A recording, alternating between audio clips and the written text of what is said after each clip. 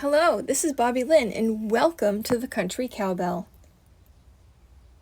Today we're going to be making a plain white watering can look like it's galvanized.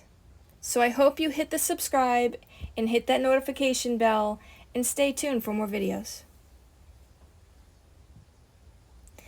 So this is the white watering can that I picked up at Dollar General after Christmas, so I only got it for $5, which is amazing. We're going to be taking the florals out of the top. Next, we're going to be using 4 colors to galvanize with. You can use as many colors as you would like. There is no rules to this. This is all on your personal preference. But I can tell you, it's a trust the process situation. The first color we're going to use is Medium Gray Matte by Folk Art, and this is an acrylic. I love these stiff, bristled, short, bristled, fat little stencil brushes, I guess you could say. And yeah, I normally pour the paint in the cap. It's probably not a good habit to have. So when you first load your brush, if it's shiny like that, you got way too much paint, honey. You got to dab that off. There you go. So now we're dabbing. It's not dark enough for my liking, so I need a little bit more coverage. And again, do what you think is best. If for something like this, you think it needs a little bit darker, then put more paint on. That's what I had to do here.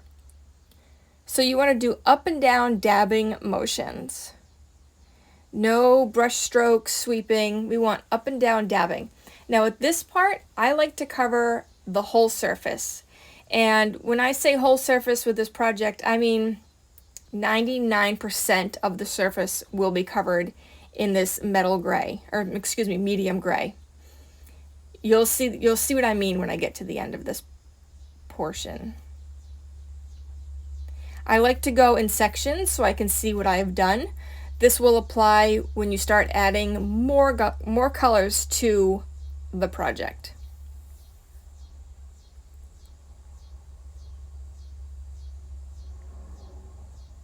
Just keep on going. This is definitely, like I said, a trust the process project. You're probably thinking, oh no, I'm creating a mess. Okay, so see what I mean by here? It's pretty much all the way covered. You can still see a little bit of white. That's how you want it. Now I'm just making sure it's good and dry with my heat tool. I prefer the Ranger Heat It craft tool, lightweight, pretty much silent, and it really heats things up and dries your crafts very quickly.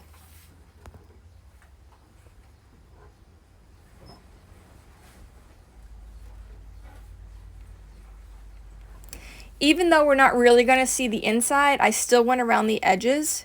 We are going to be putting flowers in here, but I just want to make sure we don't see any white.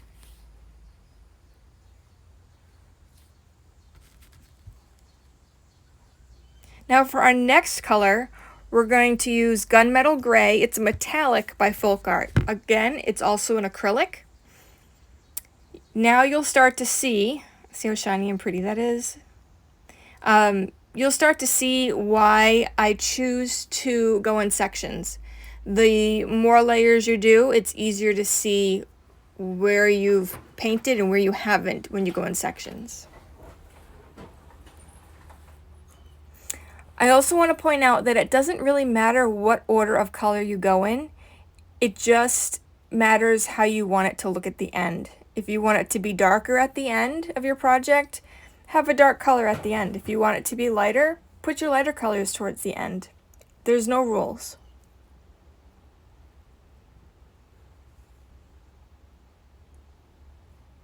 The only thing we're trying to achieve here is to make this little watering can look like it's galvanized.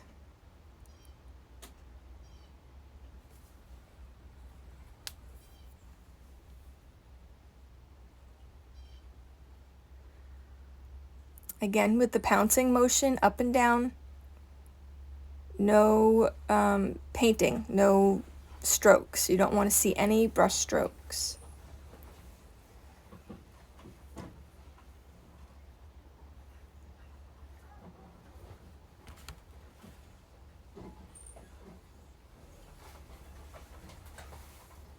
Here you can see the before and the after. There's quite a difference. Quite a difference.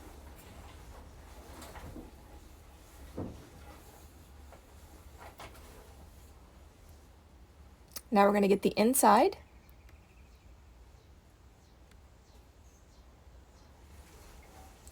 Like I said, the inside doesn't need to be perfect. It's just more so it covers the surface, so that way when you have flowers in there, you won't be able to see this bright white inside of a watering can.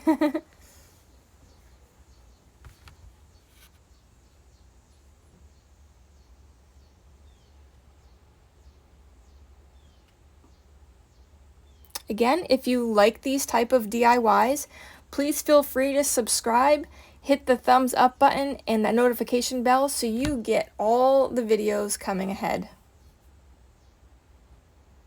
You can find me on here live weekly, and you can find my videos weekly. Now we're going to make sure it's super dry before we add another coat. That is very important. No matter what colors you use, what order they go in, make sure that it is fully and completely dried before moving on to your next color, because you don't want it to turn into a muddy mess. You want the distinction between the colors. And just like my first coat, I didn't do the whole base. I left the first coat shining through a little bit. It's all about layers.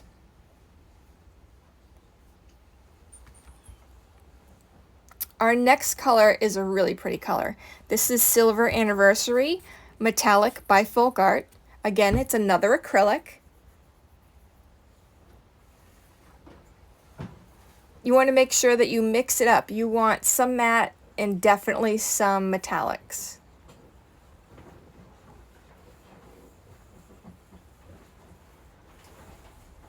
I like to go lighter, darker with my colors. I don't like to do all the lights and then a dark, or all the darks and then a light. It all depends on what you want, but my preference is I like to mix it up.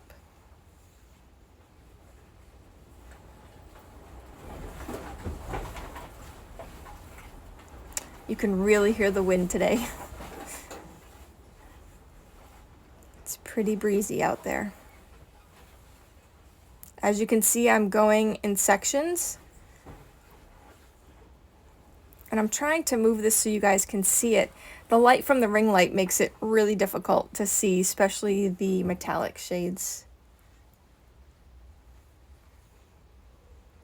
There we go. Now we're starting to see it look like it is galvanized.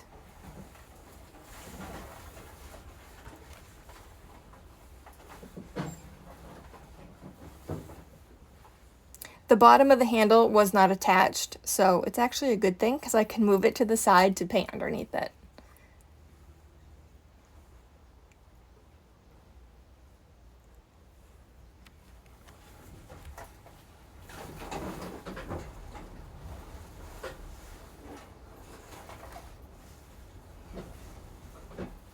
Again, with the up and down stamping motions, little pouncing motions, you'll see that it leaves almost like little circles kind of with that brush. I wouldn't recommend using a sponge or anything. I really would suggest using a brush like this.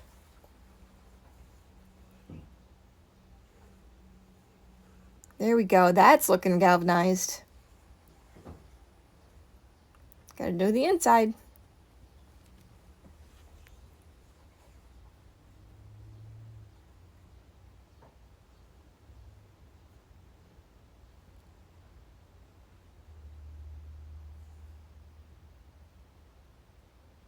Don't forget the handle too. I'm not sure if I got the handle here in the video or not, but I'm doing the handle as well.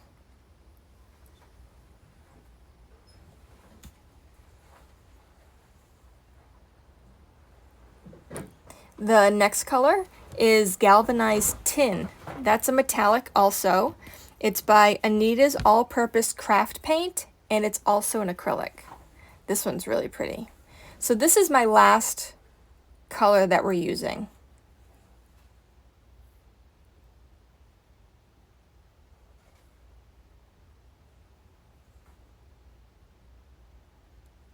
Now some paints are thinner than others depending on the brand.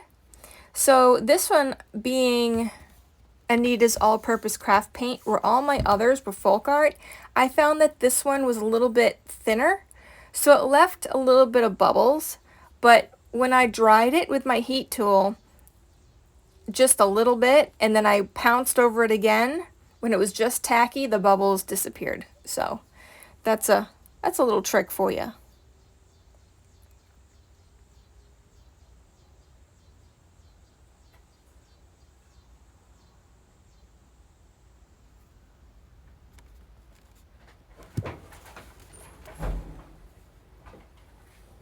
Making sure to get all the surfaces.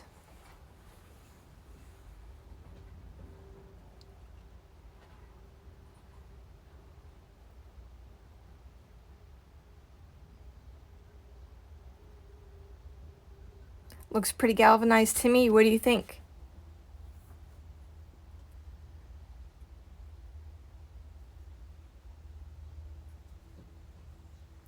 Gotta get the inside.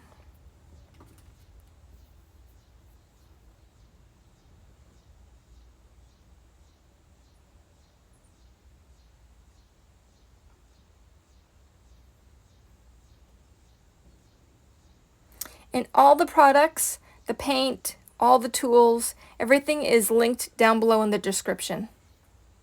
So be sure to look there for anything you may be interested in.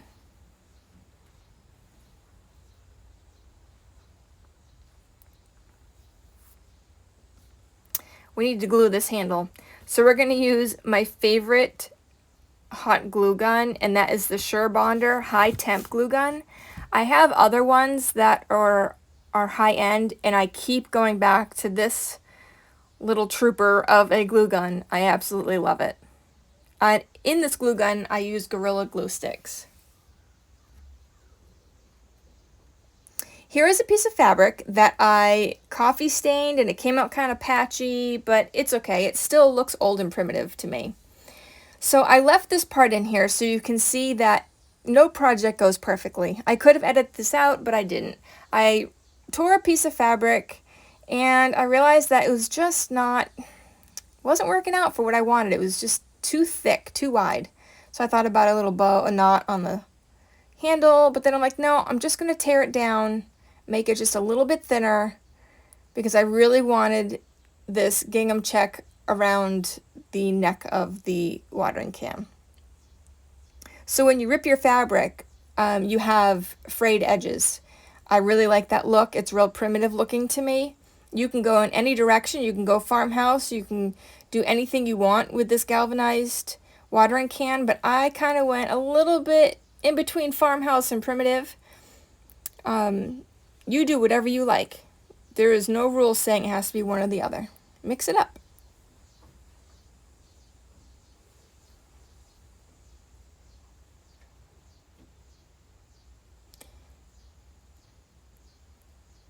I like to have things nice and neat, so I just tucked it in underneath the first strip right here.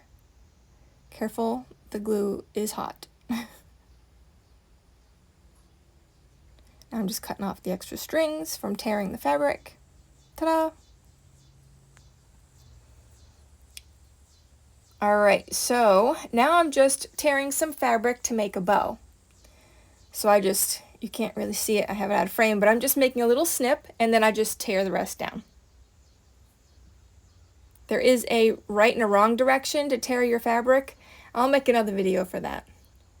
As you can see, there's like a white border on the edge of that fabric. I am going to cut that off.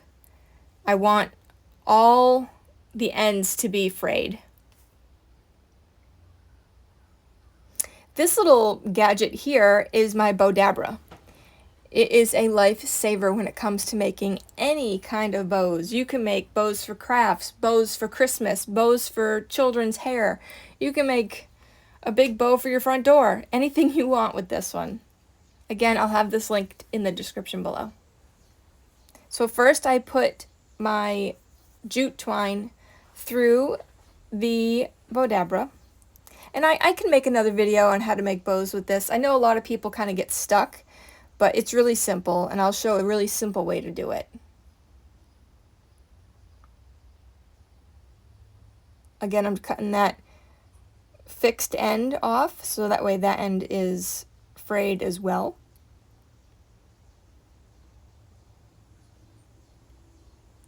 Now just start looping my fabric through the centerpiece. As you go back and forth, it's making the loops of your bow.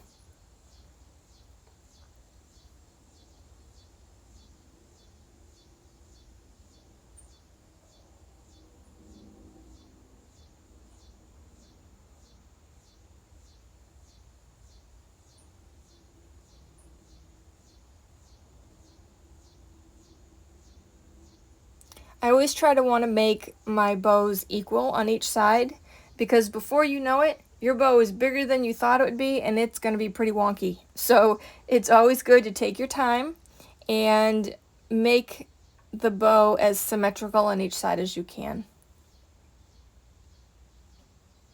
Now you can go all different directions with your loops. I kind of wanted to keep it kind of going the same way.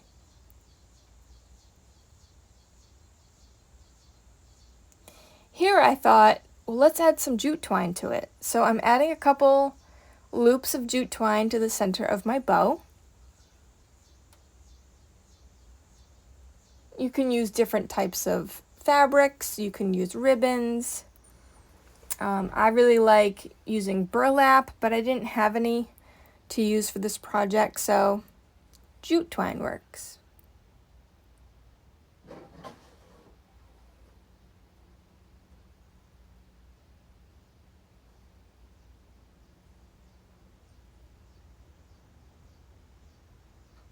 Cutting off that fixed end again. I'm going to add a couple more pieces to the bow. I know this is kind of a slow little process, but if I go too fast, it's not going to make any sense. And like I said, I will make a separate video on how to make bows.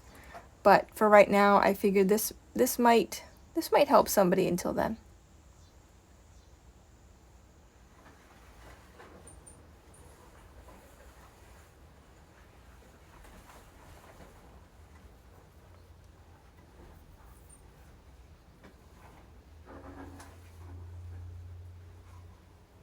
The one thing with tearing fabric is you get a lot of strings everywhere.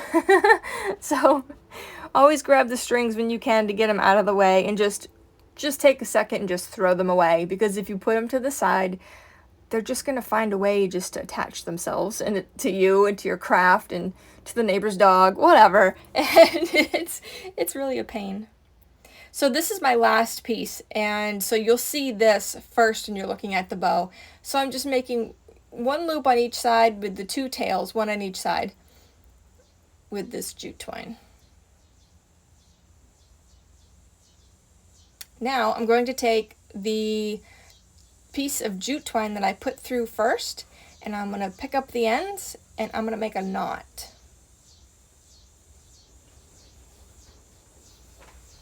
I'm going to pull that down tight. Now you want it really tight, but I'll warn you right now, you can break the jute twine. So when that happens, you're kind of having to start all over again. So make it tight, but not so tight that you break the twine. And here you just kind of squish it all down, make it flat, and you tie another little knot to hold it all together.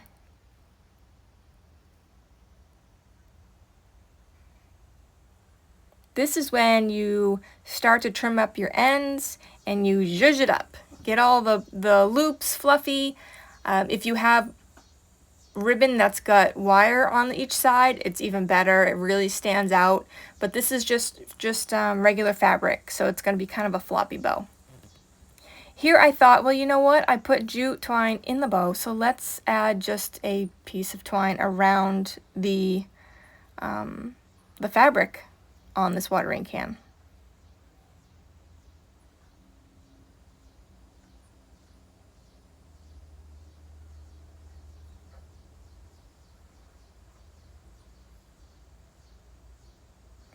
I'm not sure what happened here. I did have this fast forward a little bit, so I'm really sorry if it's slow. You'll have to forgive me. I am totally new to this editing thing.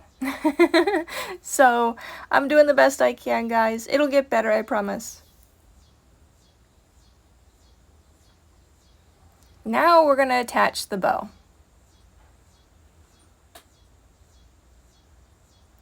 Find where I want it to go, make sure all the tails are facing down, and then just glue it on. It's no big deal.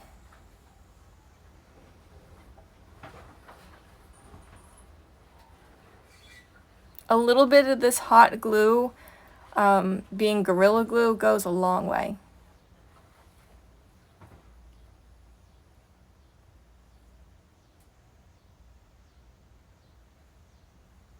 And being it's high temperature, you got to give it an extra few seconds for it to set and cool down before it actually sticks.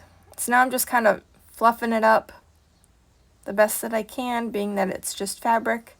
But I kind of like that look. Making sure the tails of the jute are down and there's not extra ones. If there's extra ones, then I chop them off.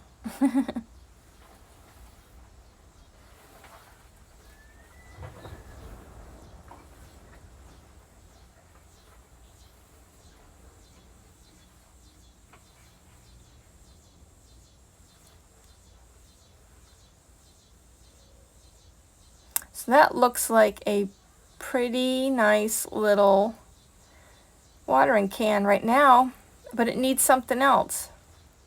How about a button? A button finishes off everything. Now, if anybody knows me from my Facebook crafting page, they know that I cannot handle when the buttons are poured out. But I thought for the sake of this video, I would pour out about half of them to search for the proper button. Trust me when I tell you, this made my anxiety go up. So I'm just searching for the button that I'm looking for. These buttons can be found on Amazon. I'll link the buttons as well. I also like to double up buttons. I can take, you can take a big button and put a smaller one in the middle. There's all kinds of things you can do with buttons. So I pick out the ones that I like. I try to limit it to 2 or 3, maybe 4 buttons, because it's hard to narrow them down because they all just look good. I love old buttons for projects. That one's weird. That one was a cat. I don't know how that got in there. I don't know where I'll ever use that cat button, but she's cute. Let's see, do I want this button?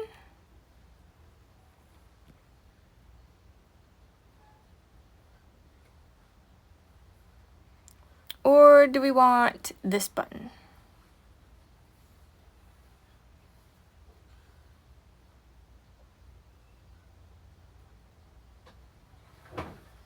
I don't know, but let's pick the buttons up first because I can't concentrate with all these buttons loose.